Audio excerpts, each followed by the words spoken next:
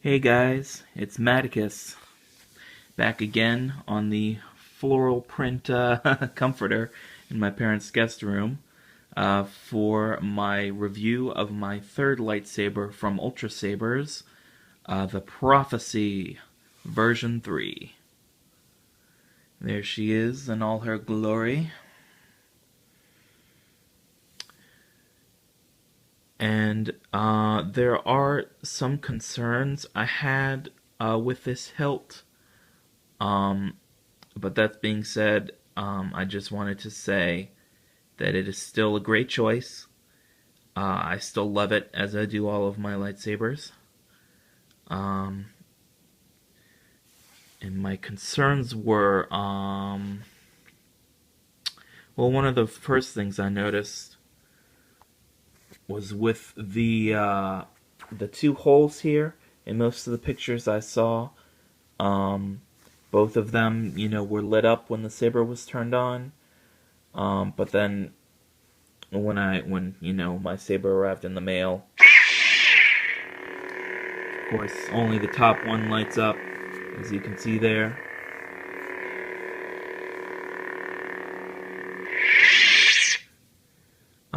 So that was something I was concerned about. I went on the forums, looked it up. It looks like the consensus is that all of the newer prophecies that they're putting out now, they all do that. If you want if you want to get both of the holes to light up, what you would have to do would be to take out the LED module and kind of build your own to put in there. Personally, I don't have any intention of doing that. Um, I think it looks fine, honestly, the way it does. I was a little disappointed at first, of course, just because it was advertised as both holes lighting up. But I've gotten used to it. I'm perfectly fine with it. But it's just something I wanted to let people know who were getting it, that both holes, odds are both holes aren't going to be lighting up. I got the Manticore low profile pommel on there at the moment. I really like it on this on the Prophecy, because it sits basically flush with the with this bulkier part here, and I think it goes really well with the overall look of the saber.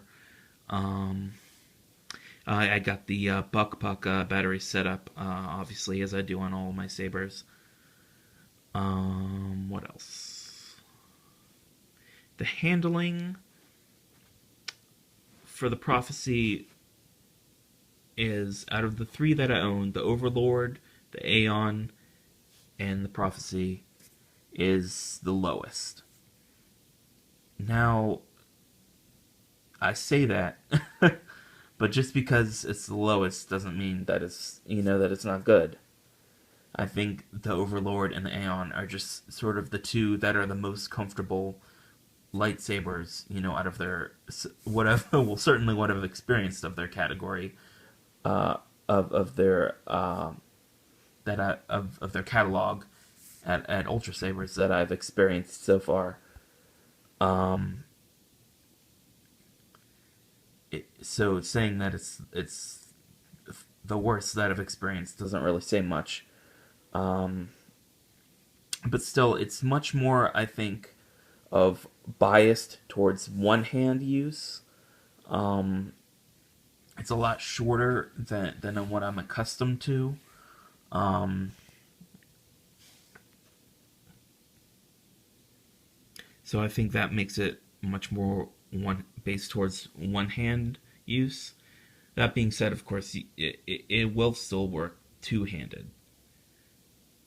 It's just not quite as comfortable two handed as my other sabers are.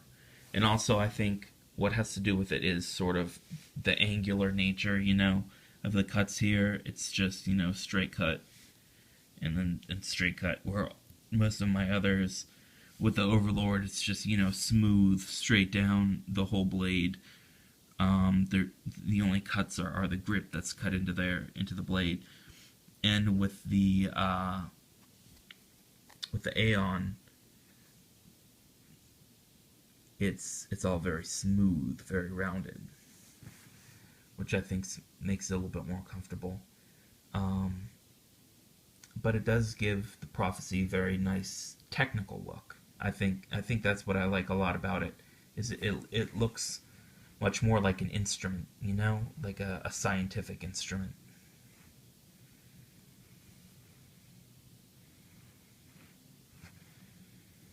One of the things I was worried about was these little knobs getting in the way of you know, my hands when I was holding the saber.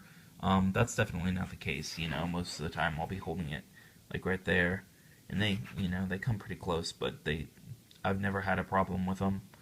It's pretty nice too. They hid the retention screw. There's actually two retention screws in both of them. So that's pretty nice. I like the way they did that.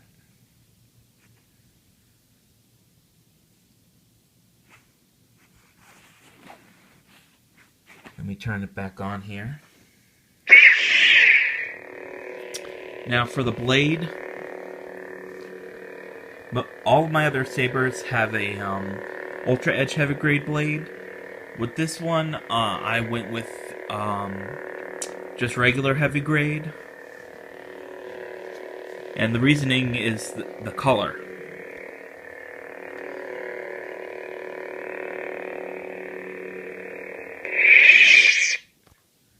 Because I got the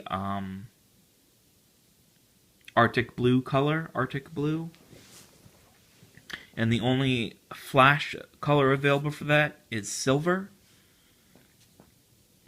And with the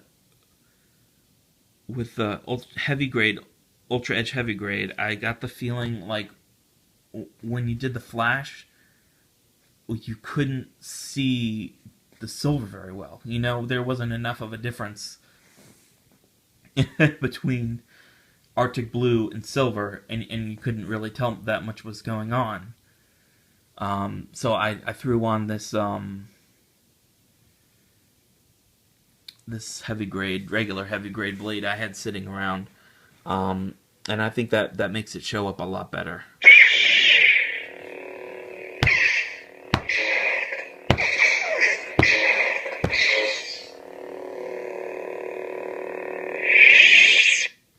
So that's something I would recommend for any hilt. If you're getting Arctic Blue with Silver Flash, which is the only flash color option for Arctic Blue, I would recommend trying a regular heavy grade blade. Although I should say that I think my theory is that with, you know, a non-heavy grade, with a normal grade blade, it would probably show up better. You would probably see that difference in color better, because, you know, I've never used a regular blade. I've always been a heavy grade guy, but I've heard that heavy grade does muddle the color some. So I think with a regular, it wouldn't be as much of a problem. But I still like it. I think with the regular heavy grade, you can see the color change a lot better. It looks a lot better. And if you didn't notice, I got the silver AV switch. I think it looks really nice. I thought about getting blue, but I already had blue on my Aeon, and I wanted to change it up a little bit. So I went with silver, and I really like it. I think it looks good. I've read that a lot of people are big fans of silver. You know, some people get it on every saber they buy. And now that I've seen it, I can say I can't blame them. It does look really good. And, you know, obviously, being silver or white, it would go with any blade color. So I think that's something, if you're unsure, if you know you want an AV switch, but you're unsure of what color to get, silver, I think, would pretty much work with anything. You know, it looks great. And I believe that's all. I've rambled on long enough now.